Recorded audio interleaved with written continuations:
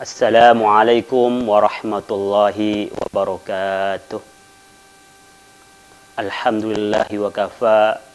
Wassalatu wassalamu ala Sayyidina Muhammadin al-Mustafa Sayyidina Muhammadin wa ala alihi wa ashabihi wa mawala amma ba'. Hadirin jamaah pemirsa TV MUI rahimakumullah. Bulan ini kita berada pada bulan Rabiul Awal. Orang sering menyebutnya dengan bulan Maulid. Di tengah-tengah kita ada umat yang senang merayakan Maulid Nabi dan menganggap bagian dari sunnah Rasul.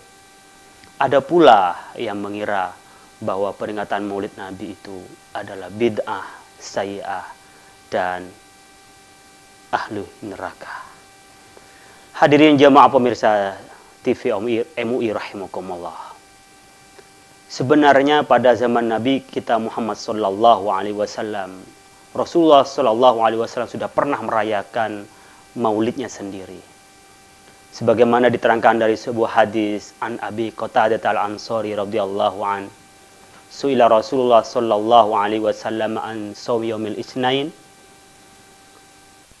Faqala yauma wulidtu wa yauma unzila alayya. Ketika Rasulullah SAW ditanyakan tentang puasa hari Senin, Nabi mengatakannya karena pada hari Senin itu Nabi Muhammad SAW dilahirkan, dan pada hari Senin itulah Nabi Muhammad menerima wahyu dari Allah Subhanahu wa Ta'ala. Inilah yang sering dipakai sebagai dalil merayakan Maulid Nabi. Sehingga kita merayakan itu adalah bagian dari cermin menunjukkan kegembiraan kita terhadap lahirnya Nabi besar Muhammad SAW. Dan dari senang itu melahirkan kecintaan kepada Rasulullah SAW. Bagaimana tidak, Suwaibah al-Aslamiyah, budak Rasulullah, budak dari Abu Jahal, ketika itu mengabarkan pada Abu Jahal tentang lahirnya Nabi Muhammad. Langsung dimerdekakan oleh Abu Jahal karena senangnya dengan kelahiran Nabi Muhammad. Satu riwayat dalam hadis Bukhari, Abu Jahal oleh Allah diringankan setiap hari Senin karena gembira dengan kelahirannya Rasulullah sallallahu alaihi wasallam. Oleh karena itu, gembira itu diekspresikan dengan berbagai cara yang menunjukkan kebaikan. Bisa saja dengan cara kita bersolawat yang banyak kepada Rasulullah Sallallahu Alaihi Wasallam. Bisa saja cara dengan kita mengikuti seluruh perintah dan larangan dari Rasulullah Sallallahu Alaihi Wasallam. Bisa juga dalam bentuk kita bikin puisi, narasi, prosa, dan berbagai hal menunjukkan cinta kita kepada Rasulullah Sallallahu Alaihi Wasallam. Soal mengekspresikan cinta itu kembali kepada kita. Yang penting itu tidak menyalahi dari ajaran Islam. Maka pada zaman Salahuddin Al-Ayyubi, umat Islam sudah mulai tidak lagi percaya diri, tidak lagi menunjukkan bagaimana tekad dalam dirinya beragama Islam. Maka perayaan Maulid Nabi Muhammad SAW menjadi momentum merevitalisasi keislaman kita. Maka memang Maulid Nabi sebagaimana yang kita saksikan itu tidak pernah dilakukan oleh Rasulullah. Tapi isinya dengan cara kita sholawatan, dengan cara kita baca berjanji mencintai Rasulullah SAW adalah bagian ekspresi untuk menggali cinta pada diri kita kepada Rasulullah SAW. Kalau kita melihat kenyataan di masyarakat, merayakan Maulid Nabi dengan baca sholawat, dengan pengajian, baca Al-Quran, kira-kira apa yang salah dari itu? Saya pikir bisa saja dinamakan Maulid Nabi, bisa saja dinamakan pengajian, bisa saja dinamakan tabligh akbar. Kalau argumentasinya tidak pernah ada di zaman Nabi, tentunya banyak yang tidak ada pada zaman Nabi. Seperti strata, kita belajar S1, S2, S3 tidak pernah ada di zaman Nabi.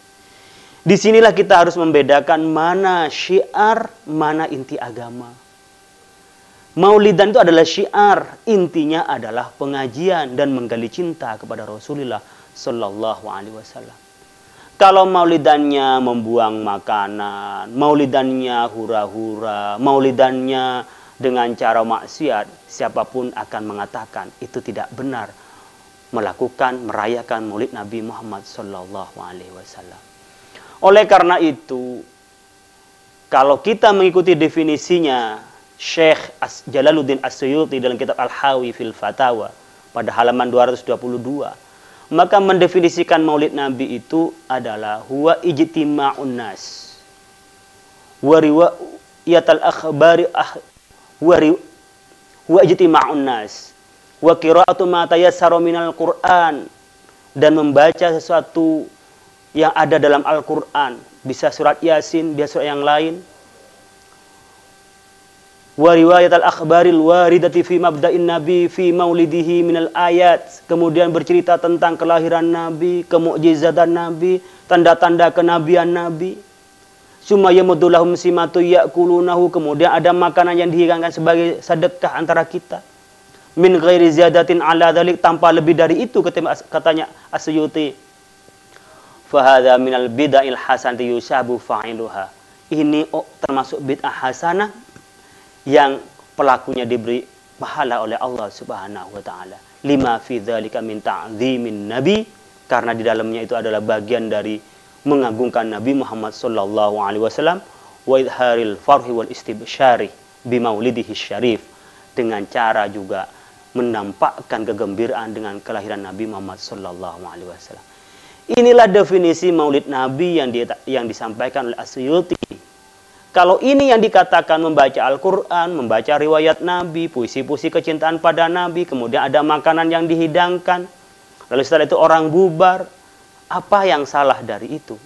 Disinilah pentingnya maulid Nabi Muhammad SAW untuk mengagungkan Rasulullah SAW, mencintai Rasulullah SAW, dan juga menunjukkan kegembiraan kita.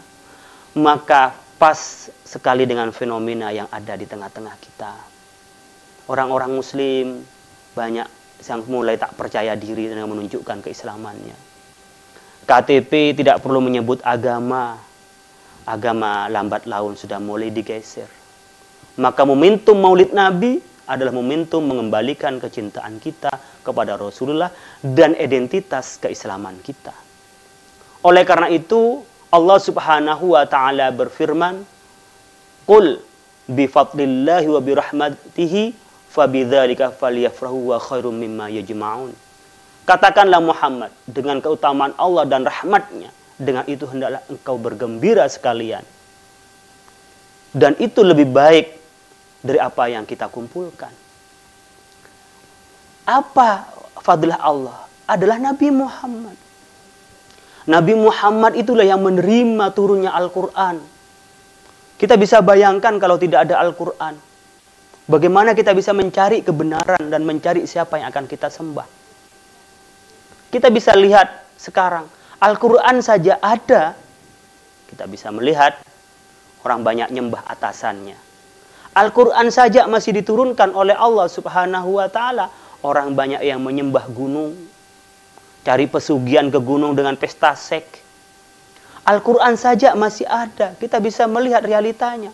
Orang banyak mencari alternatif yang diyakini. Meskipun menyatakan Islam, tapi akidahnya banyak yang melenceng. Coba kita bayangkan kalau tidak ada Al-Quran. Dan kalau tidak ada Nabi Muhammad, Al-Quran tidak turun. Kita bisa menerima Al-Quran. Dan untuk mengerti Al-Quran, banyak yang dijelaskan oleh hadis. Hadis itu karena siapa? Karena adanya Nabi Muhammad SAW. Oleh karena itu, dengan keutamaan Allah adanya Nabi Muhammad SAW, kita harus bergembira dan harus kita senang menampakkan kegembiraan.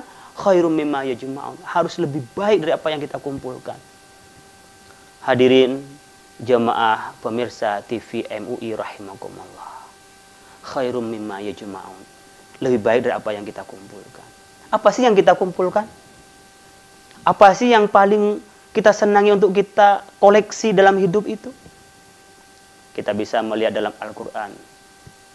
Zuyyina linnasi hubbus syahawati minan nisa wal banin wal qanatir minal dhahabi wal fiddati wal khairil musawwamati wal an'am. Itulah kesenangan manusia. Hubbus syahawat minan nisa, senangnya perempuan. Wal banin, paling senang pada anaknya. Wal qanatiri minadz dzahabi wal fiddah, yang senang mengoleksi harta-harta mungkin dari mobil yang mereknya yang paling atas sampai yang tengah sampai yang paling bawah, senang ngumpulin, rumahnya banyak, kebunnya banyak. Itu yang paling disenangi kita. Maka lahirnya Nabi Muhammad yang bisa menunjukkan kepada kebaikan, menunjukkan jalan yang lurus, menunjukkan kepada kebenaran, kita harus ekspresikan kebahagiaan itu. Dan bulan Maulid itu momen revitalisasi. Bukan hanya pada bulan Maulid saja kita mengingat Nabi Muhammad.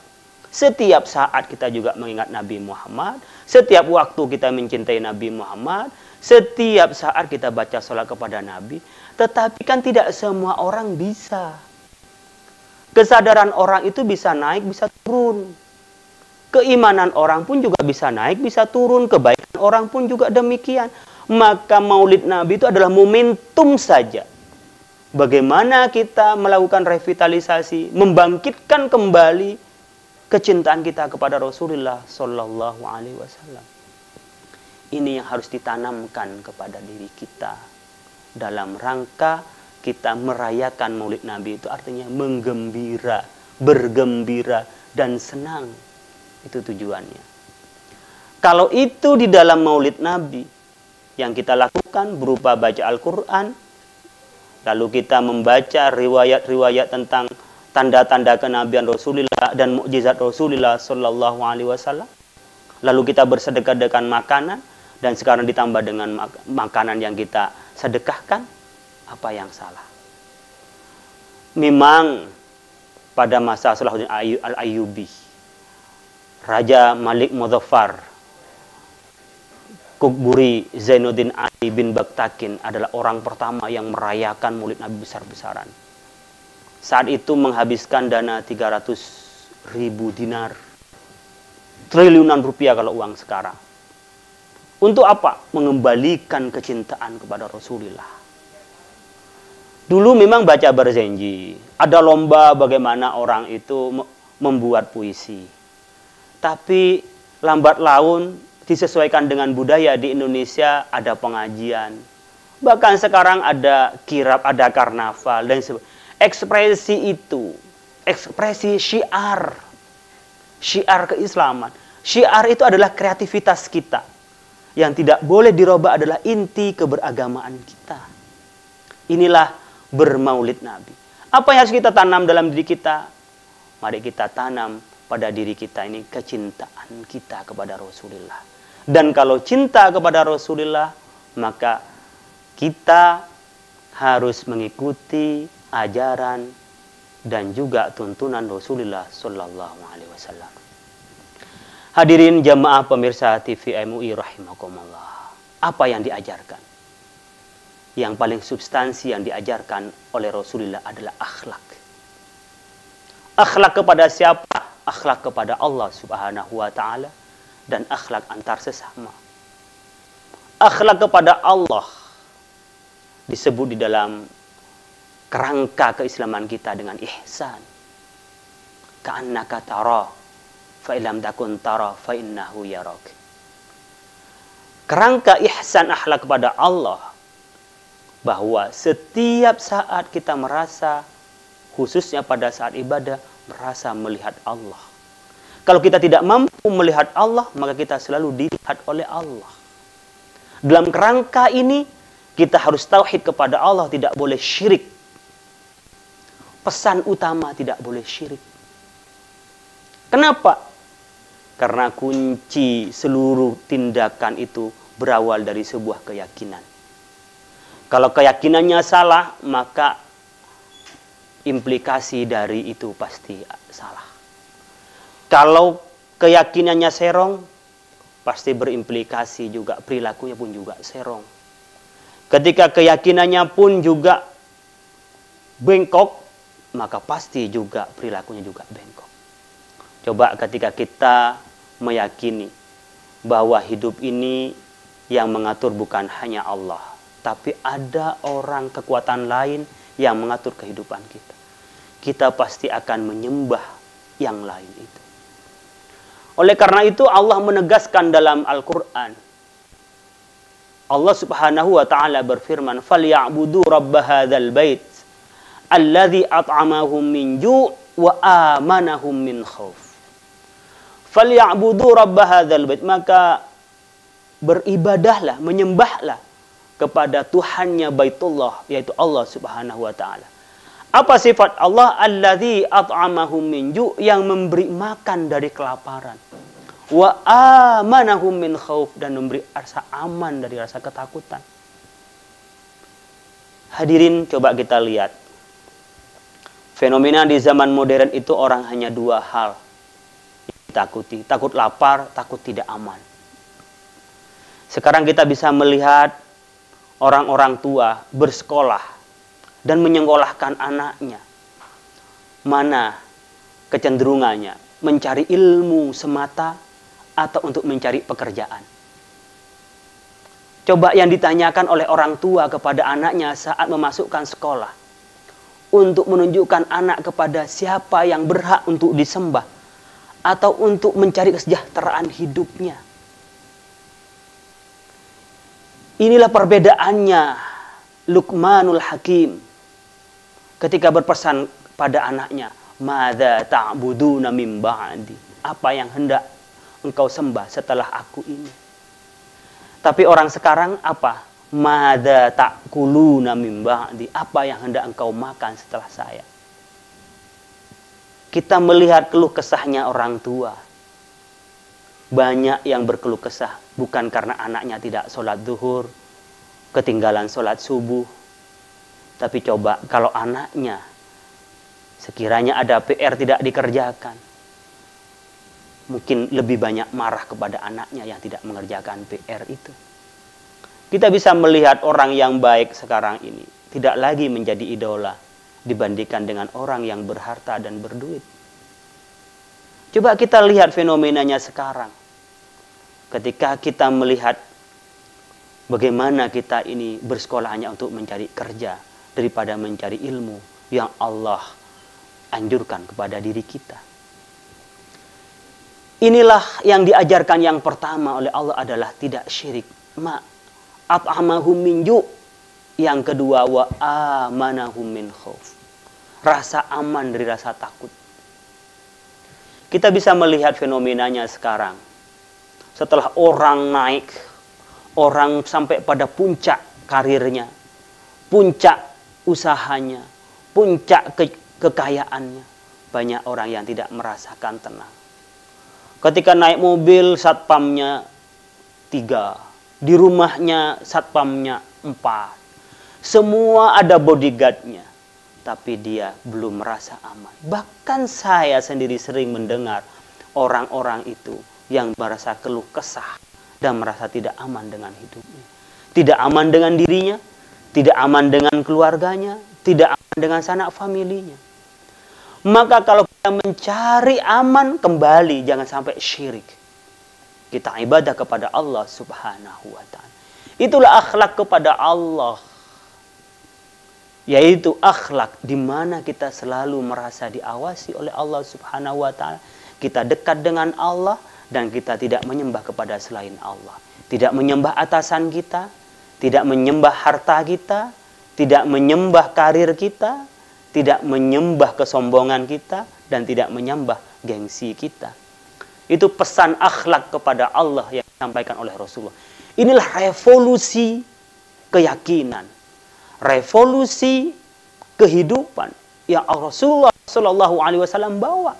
Maka bulan Maulid inilah kita merayakan Maulid Nabi Muhammad Shallallahu Alaihi Wasallam, mengembalikan, melakukan muhasabah, evaluasi diri sejauh mana kita ini mengikuti akhlak Rasulullah SAW kepada Allah Subhanahu wa taala. Saat ibadah, saat sholat Rasulullah SAW, hatinya mendidih. Rasulullah itu merasa takut kepada Allah Subhanahu wa taala. Ini akhlak kepada Allah Subhanahu wa taala. Akhlak Rasulullah SAW kepada sesama manusia. Allah Subhanahu wa taala menggambarkan ihsan kepada manusia itu seperti apa? Seperti wabil walidaini ihsana. Ihsan kepada kedua orang tua sebagaimana ihsannya kedua orang tua kepada diri kita. Seperti apa ihsannya? Ihsannya itu kita berbuat baik tanpa pamrih apapun.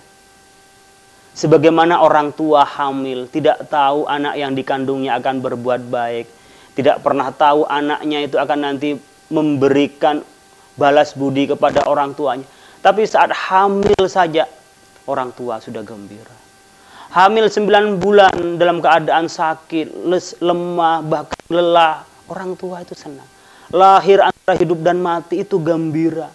Dia tidak pernah tahu anaknya itu nanti baik atau tidak baik, membalas budi atau tidak. Itu ihsan. Maka kalau ihsan kepada antara kita, maka kita ihsan berbuat baik kepada orang lain tanpa pamrih apapun kepada orang lain itu. Kita membantu orang lain bukan hanya karena ingin dibantu pada saat kita membutuhkan. Kita menolong orang lain bukan hanya karena ingin ditolong oleh orang lain.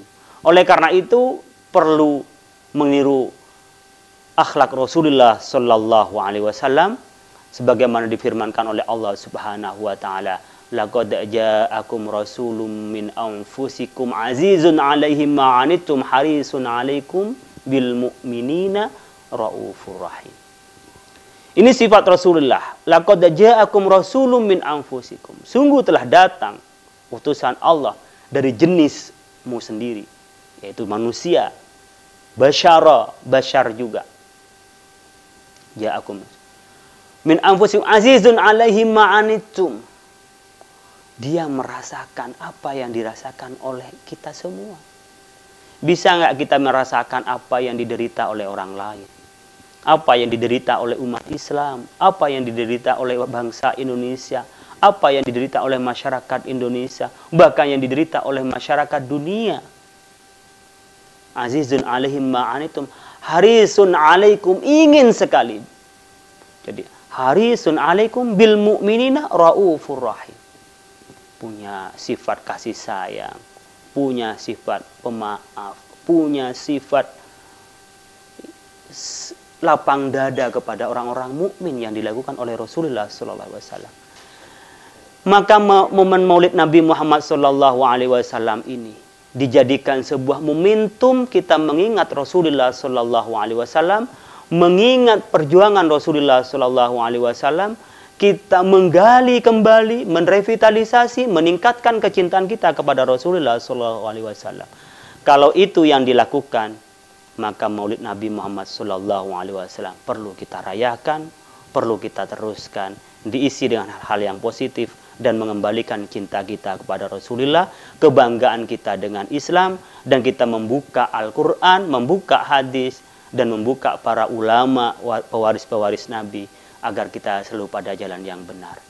Maka Maulid Nabi Muhammad SAW adalah bentuk bagaimana kita merevitalisasi kecintaan pada Nabi dan menunjukkan kegembiraan dengan hadirnya Rasulullah SAW. Mudah-mudahan bermanfaat dan mudah-mudahan ini menjadi sesuatu kebaikan bagi kita semua. Akhirul kalam, wallahul muwaffiq ila aqwamit thoriq. Assalamualaikum warahmatullahi wabarakatuh.